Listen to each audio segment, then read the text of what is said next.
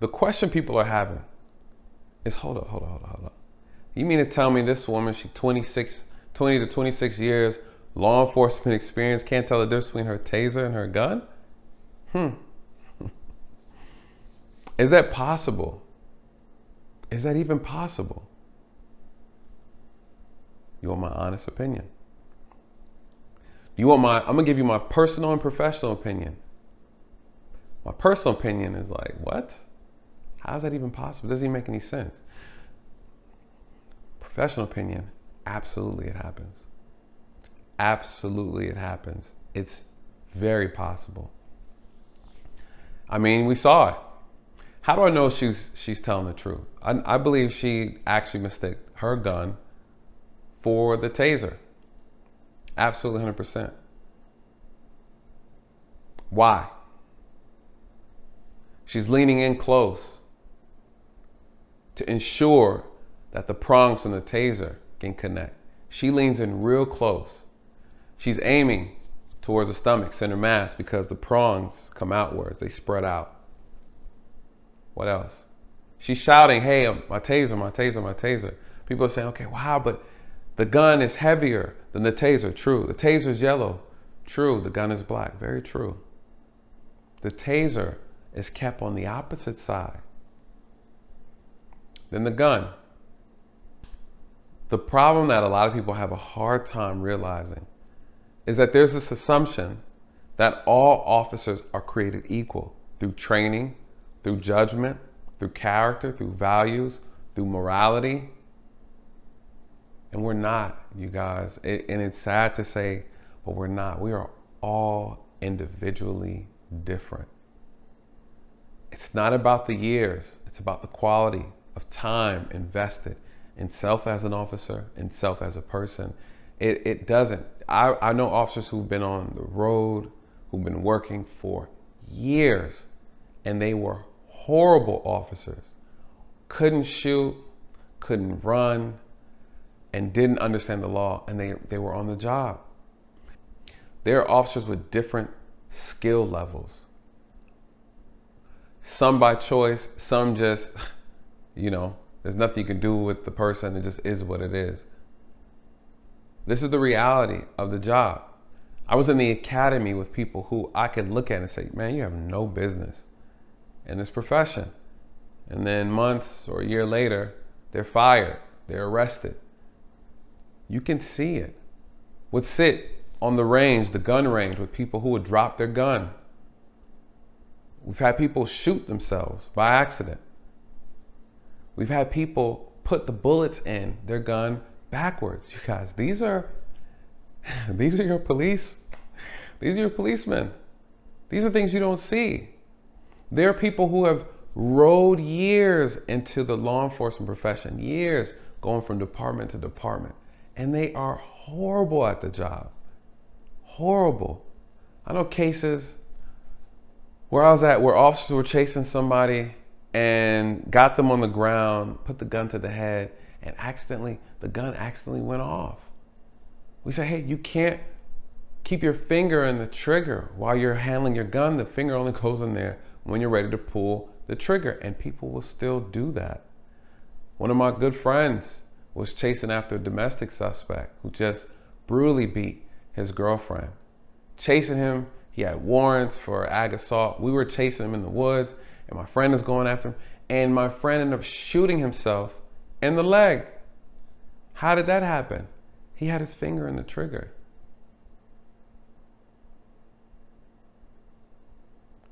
It happens, you guys. We're not perfect.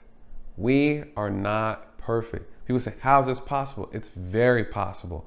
Officers make mistakes all the time, but what we don't talk about is how we handle these scenarios, these situations, these high stress situations.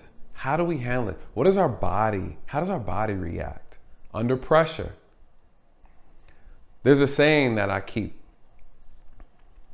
You practice how you play. You practice how you play. It's about training. So I kept my taser on my left side. The handle of the taser is facing out. So if this is this is me. Oh, it's okay. This is me, and my taser's on the side of me. I can easily take my right hand and come across and grab the taser, right? But I didn't like doing that. It's called a cross draw. I didn't like doing that for that reason right there, so I don't accidentally mistake my gun for my taser. So what I practice only using my left hand to draw the taser. So I would go down and I would turn my hand the opposite way. Or I would say, I would rotate my hand, grab the taser, and I would pull, and I would practice drawing the taser that way with my left hand, because I never wanted to make that mistake. This is a conscious effort. Listen, in this profession, you have to be good. This is one job that you cannot afford to be good at. You cannot make mistakes. You guys know about my accident. You know about my accident. And for those who don't know, those who are new to the channel, this is what happens, right? This is what happens. We can't afford to be caught off guard in this job. You'll lose your life. I almost died. People try to kill you in this job. People try to take your life in this job. People want their freedom. They see you as a threat to their freedom. You cannot afford to make mistakes. And I've made plenty of mistakes, you guys. And every day I pray about it. Lord, please, any mistake that I can come back from is a lesson. To be able to come back from a lesson. There are things I can tell you, mistakes that I've made, things that I overlooked, someone I didn't pat down properly. I'm blessed to be alive. And even in my last incident, I'm blessed to be alive. I'm blessed to be alive. It only takes one mistake from us to cause us our life or someone else's life. The stakes are high. And in this case, the liability is also high. The liability in this profession is so high, you guys. It'll blow your mind. But this is another reason why the training needs to be so much more better than what it is. There's a training problem. You have some officers that they're in training for maybe 2 months. So much power, so little training. My academy was almost 6 months long at DeKalb. And I felt like it was long. But then when I hit the streets, I'm like, shoot, we need to go back. Not enough time to teach you all the things you need to know. But this is the problem. Training is an issue. What else is an issue? As officers, we're responsible to maintain our own training. We're responsible for staying in shape ourselves. If no one else, we're responsible for doing the extra work. My instructor said this, and I'll never forget. He said, listen, your training doesn't end here after graduation. Take these classes, take these courses, educate yourself further. It's a lot of self-work. It's consistent. And a lot of officers don't do it. We see what happened in Ahmaud Arbery's case. The officer shows up. He has no medical equipment. Oh, well, they didn't give me anything from the department. What? It lets you know how serious a person is taking their job. The department gave me medical equipment and I bought additional. I'm always thinking, okay, what if I need this? What if I need that? Do you see what I'm saying? It's a training thing. So we can't afford to make mistakes. You have to be good at this job. You have to be sharp. There are days where I was sick, not feeling well. Guess what? I'll tell the supervisor, hey, I don't think I'm gonna be able to do it today because I can't focus. Because the moment you're caught off guard, you're done. I was caught off guard, you guys. And it almost cost me my life, but it cost me my career. I was in and out of depression. Oh, the journey to being healed was a long one. It was a long one. So I know all about it. Do the years matter? Years of experience? Not all the time. And sometimes you can be the greatest officer and make an honest mistake. right? We can't forget that. And this mistake that she made doesn't erase all the great things that she may have done in her career. Sometimes we get so comfortable. Sometimes we get so comfortable in this job that we don't see things. We don't respond the same way. We get too comfortable. Both of those officers, the one who was putting on the handcuffs and Officer Porter, were comfortable. So the magic question is, was this justified? As an officer, what do I see? Real quickly, time doesn't equate to quality. It's one. Training is a factor. You practice how you play. The training is lacking. The lack of situational awareness, being distracted, being caught off guard, not focused. And what else is a bigger issue? Tunnel vision. For those who aren't familiar, tunnel vision. When we think about our body being put under stress, a lot of people don't realize the motor skills, the cognitive abilities, ability to rationalize events. This is a skill that has to be practiced under extreme pressure. Your body just does what it wants to do. It fails. The quality of work that your body puts out and performs, it drops under stressful situations. Is it possible, right? We're talking about your nervous system has a response when fear is overwhelming it. It then operates on what I like to call autopilot. It moves on its own. And this is why training is so important, because what ends up happening, you start tapping into this unconscious, in a sense, response.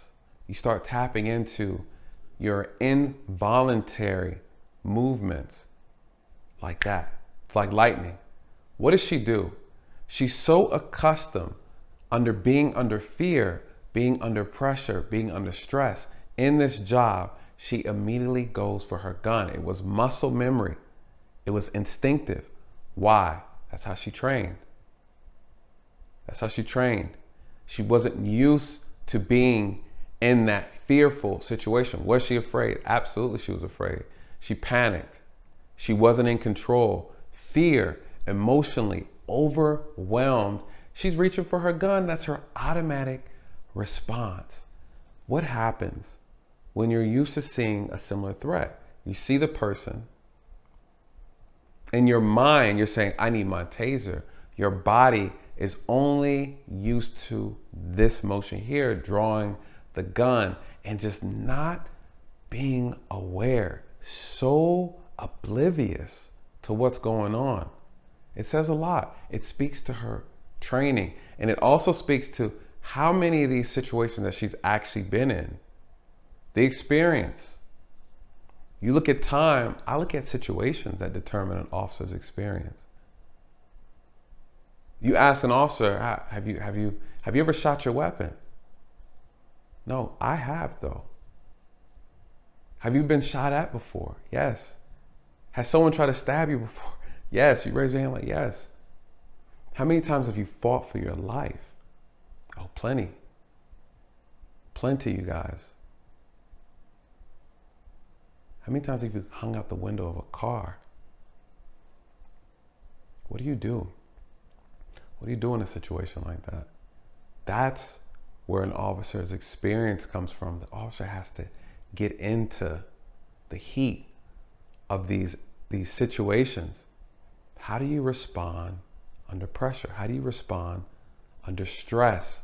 How do you respond under fear? Under fear. This is how you judge an officer. How do they maneuver in stressful situations? What happens with these shootings a lot of times, you guys, you look at the officer, you see that they don't really have that experience. Tunnel vision, that's what we call it. Where you're just so gone. And I've had my experience already with it. And the more you do, the more you can actually see clear. You can actually observe everything. You come out on the other end of that tunnel vision. Your clarity is laser. You have this laser clarity. You see all the movements. You don't move in fear anymore. It got to a point in my career where I'm dealing with high dangerous, high stressful situations, and I'm not nervous. I'm focused. I'm aware of where all my partners are. I know where everyone's at. Hey, this is where we're going. This is what we're doing. Hey, he's over here with the gun. Hey, drop the gun. You're in control. You're not yelling. You're not screaming. See, all of that yelling, screaming, you lose yourself in the moment. You lose yourself in the moment. Even here on the channel, you guys are talking about how I speak, the tone that I use. I use this on the job. I use this on the job. And why is that? When you have an officer that is so wrapped up tight, they're so scared, they're so fearful, they make mistakes. They make mistakes. But is that enough to justify it? We saw it. Perfect example, Breonna Taylor. In her case, you had an officer that panicked. You can't panic in this profession. Why? Because people can die. You can lose your life. You cannot afford to panic. This is a job you have to be good at. There's no room for mistakes. And when mistakes are made, you have to pray that you can come back from them. Because not only could it cost you your job, your freedom, it could also cost you your life. Perfect example. Breonna Taylor is a perfect example. When officers panic, people get hurt. You cannot panic. She panicked. She was so wrapped up, she confused the two. Everything's happening so quick, you guys, and what we see on the video is not what you're actually experiencing in real time. Again, I have to ask you, when was the last time someone threatened your life? When was the last time you were in a high stress situation where you felt like you were in danger? These things play a role. Is she justified? No. She's not justified, you guys. She's not justified. That's a manslaughter charge all day. And she'll be convicted. I don't get a chance to talk about my own experiences too much. I don't get a chance to talk about experiences in general. So let me touch on something. I knew some great officers who are in prison right now for an honest mistake. One night, we had a armed robbery, homicide, I believe at the movie theater, happened in Atlanta, and they were traveling through DeKalb. And the information went out because someone was actually behind the vehicle, chasing the vehicle, high speed chase. And of course, everyone in the area starts to move in that area. We want to catch the suspect. Everyone is flying to get there. And it's late, it's like 2 a.m. I had a friend of mine, he's driving, speeding down the road.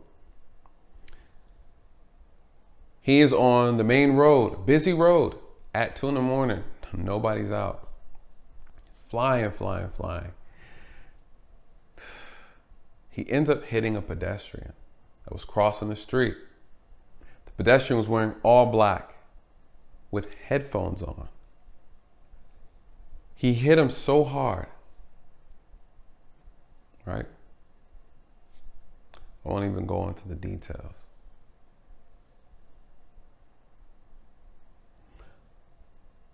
They charged my friend with vehicular homicide. Had another coworker who was speeding on her way back to the precinct, just getting off of work. A person runs the red light, goes in the traffic, and she T-boned him, killed one of the drivers. Convicted. You see what I'm saying? One, and these are with the cars. These are just with the vehicles. So when we hear these things, and I'm working, I hear these things, and we're like, wow, I can't believe this is happening. Like, how is this? And as officers, back then, of course, I'm thinking to myself, how's that fair? We're just doing our job and somebody got hurt. And they always tell you, we're held at a higher standard. We are held at a higher standard.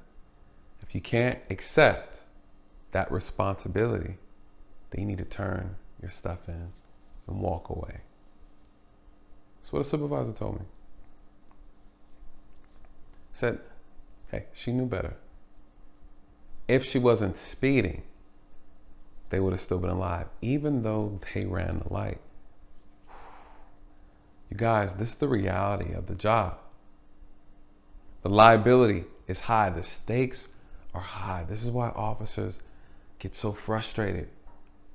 That's why we get frustrated. I understand. And I get a chance to translate to you guys. Listen, people would say, oh, well, you chose the job. Yeah, it's not like that. It's not like that. You do something because you want to do good, you want to help, and you make an honest mistake, and you're in prison.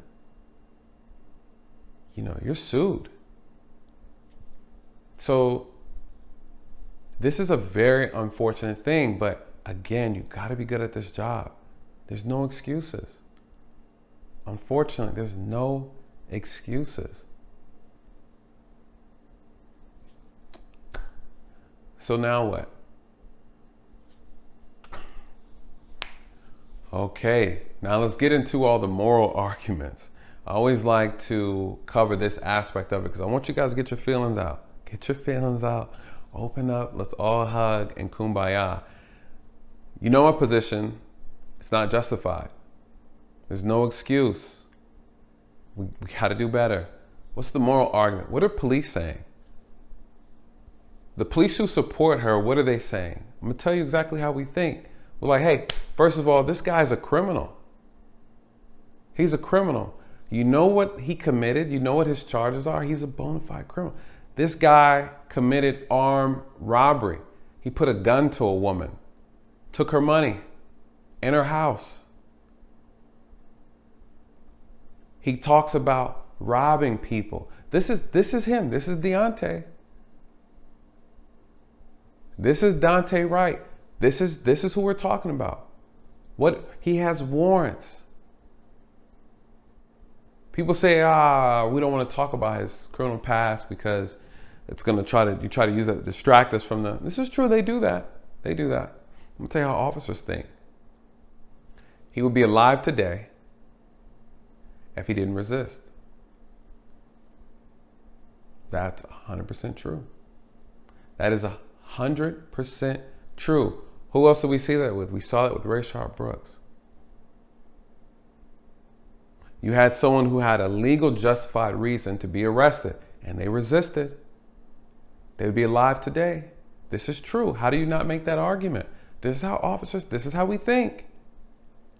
This is how we think. It doesn't justify him being shot. Daunte should not have been shot. The officer was wrong.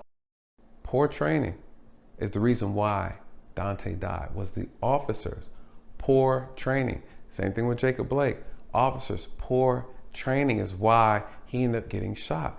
When you really break it down, if officers were trained as good as we need to be, we could reduce the shootings, whether it's through de-escalation or better hand-to-hand techniques or better usage of non-lethal weapons.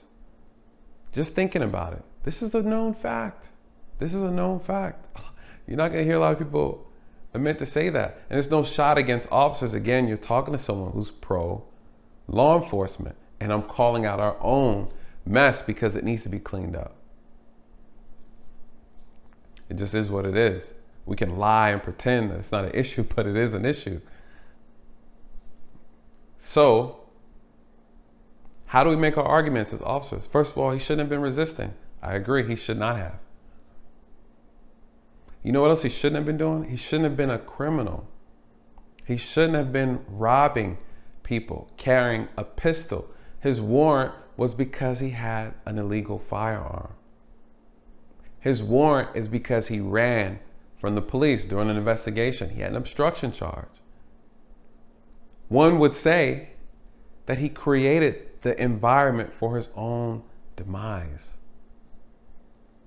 Again, life, you guys, is about choices. Officers are very, very, very straightforward about how we look at people's decision makings. We don't like to make excuses, but then again, it goes both ways.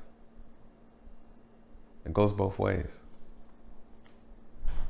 When you look at a lot of these shootings, you see a person that resisted arrest or was resisting in some capacity. I tell young men all the time when I'm talking to them, do not conduct in a behavior or behaviors that would ultimately require someone else to dictate your freedom. This is the reality. I talk to a lot of young black men and we have these conversations. I tell them, don't put yourself in a position where someone else is judging, where someone else is dictating or has the right to enforce law over you.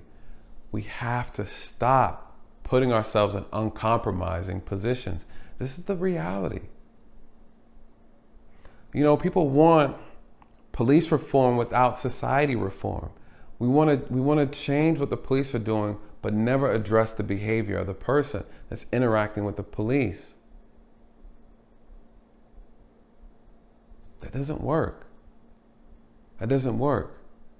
We can't paint people out to be these outstanding, amazing citizens and then wonder why they're having bad interactions with the police. And then you look at it and say, oh, okay, he wasn't law-abiding.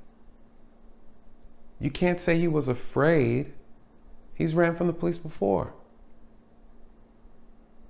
He is known to commit crimes, high aggravated in nature.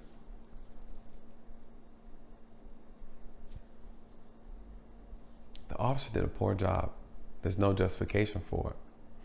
Daunte made extremely poor choices. And unfortunately, his choices, the life he was living, created this problem, and it was ended by an officer who poorly executed her job. That's the reality. So that's my thoughts on that. You guys, let me know what you think. I'm curious to know what you thought. Do you believe that Daunte had any agency in this? Is he culpable at all for his own death? We can't bring him back. But what should people learn from this interaction? Where did he go wrong? Where did the officer go wrong? What I see is a combination of people making bad choices. Officer 1, Officer 2, and then the victim. An unnecessary death. Very unnecessary. And this is why we have to have these conversations. I'm curious, let me know what you think. And again, let these truths find you where the lie has left you. And with that, good night. God bless.